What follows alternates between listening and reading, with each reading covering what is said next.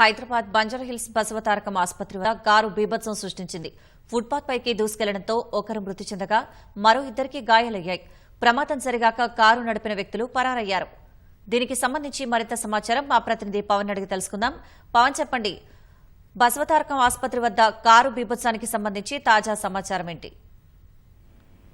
తెల్లవారుజామున దాదాపు 3 గంటల సమయంలో అయితే బంజారాహిల్స్ లో ఘోర రోడ్డు ప్రమాదం జరిగింది. బంజారాహిల్స్ నుంచి బసవతారకం క్యాన్సర్ ఆసుపత్రి వైపు వెళ్తున్నటువంటి ఒక కార్ జిప్సీ లాంటి ఒక వాహనం అయితే ఒక్కసారిగా ఫుట్పాత్ పైకి దూసుకెళ్లింది. ఈ క్రమంలోనే ఫుట్పాత్ పై ఉన్నటువంటి వారి మీదకి దూసుకెళ్లడంతో ఒకరు మృతి చెందారు, మరో ఇద్దరికి తీవ్ర గాయాలయ్యాయి. ప్రస్తుతం అయితే గాయపడిన వాళ్ళని పోలీసులు హుటాహుటిన అంటే సమాచారం అందుకున్న వెంటనే ఘటనా స్థలానికి చేరుకున్నారు పోలీసులు. వెంటనే వాళ్ళ ఇద్దరిని కూడా ఆసుపత్రికి తరలించి అయితే ప్రస్తుతం వాళ్ళకి చికిత్స అందిస్తున్నారు.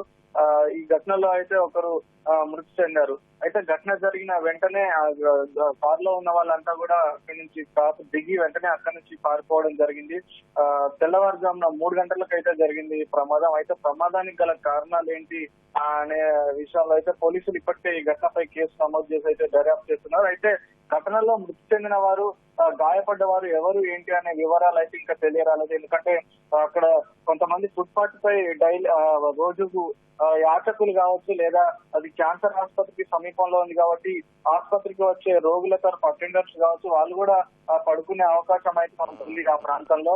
మరి యాచకుల లేదా క్యాన్సర్ ఆసుపత్రికి వచ్చినటువంటి అటెండర్స్ ఎవరనేది అయితే పూర్తి వివరాలు ఇంకా తెలియలేదు. ఇప్పటికే కేసు నమోదు చేసిన పోలీసులు అయితే దీనిపై దర్యాప్తు చేస్తున్నారు.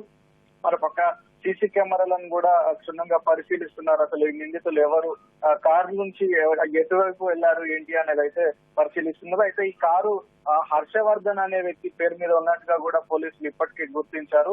అటు యజమానికి ఫోన్ చేయడం, అలాగే సీసీ కెమెరాలు పరిశీలించడం, అన్ని రకాలుగా పోలీసులు పరిశీలిస్తూ అయితే ఎవరు ఏంటి అనేది, అంటే కారు నడుపుకుంటూ వచ్చింది ఎవరు, మద్యం మత్తులో ఉన్నారా లేదా అతివేగం ప్రమాదానికి కారణమా ఏంటి అని అయితే పోలీసులు పూర్తి వివరాలను అయితే సేకరిస్తున్నారు. ప్రస్తుతం అయితే మరణించిన వారు అలాగే గాయపడ్డవారు ఎవరనేది అయితే పూర్తి వివరాలు మరి కాసేపట్లో తెలిసే అవకాశం అయితే కనిపిస్తుంది.